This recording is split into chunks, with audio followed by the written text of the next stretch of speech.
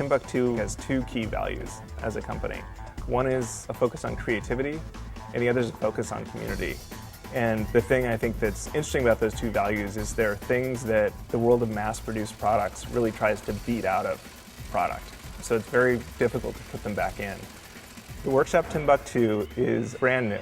The idea is, what if we put a very, very creative individual that really has nothing to do with our day-to-day, nothing to do with manufacturing, into our process, and us into theirs a bit, and try to create some alchemy, and try to create some change.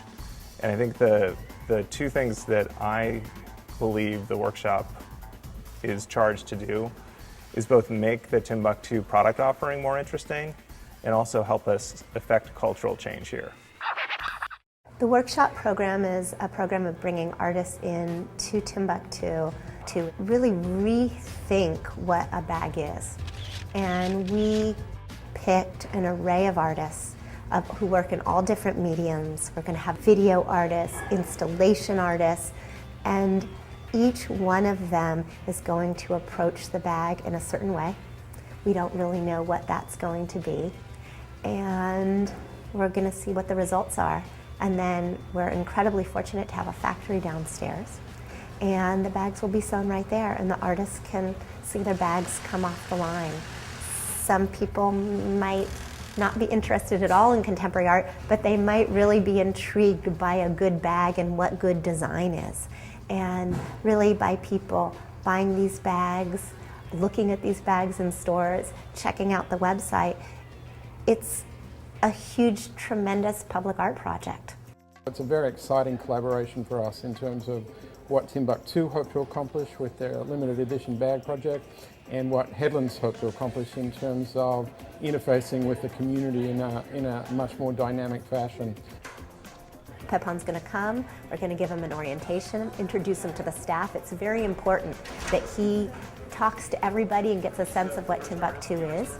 We are going to go downstairs with Dan, our factory manager, get a tour of the factory, see the sewing machines go, and then for the first 2 days we're going to do super quick revs, get kind of the design concept, and then we're going to start sewing prototype bags Wednesday, Thursday, and Friday, and sort of see where we're at. Pepin wanted to walk around everywhere, go to the 99-cent stores, but we also went to kind of all the other stores that make up the mission, and so taquerias. So just kind of engaging in San Francisco. We went to Cafe Gratitude, and there was a lot of like musicians that he saw, and kind of grooving off of that. There was a mariachi singing, and I looked at the belt, and it reminded me of a belt that I used to have when I was a little kid. And I immediately ran after him and looked at the belt, and I saw the intricacy of the belt and started to talk to him a little bit about it and what connection did it make. I love the fact that he had enough energy and ideas that I could run with it and make bags. So every night was kind of late night, but just sewing and having fun, and I think that was the greatest part. I can't get into the physical thing of it, okay. It's been an incredible experience this week. I couldn't have imagined something better.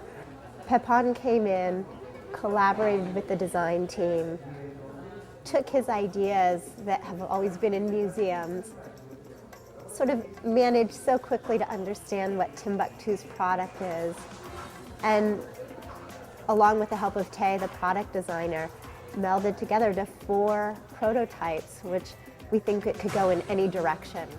I don't know, that's it.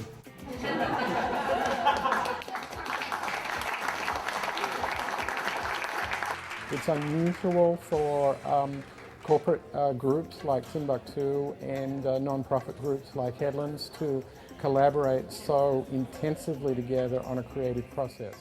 I love being in both places and spending the morning in Timbuk2 and going to the Headlands at night and where I resided. It's quite interesting because a lot of what happened was somewhere in between those two places.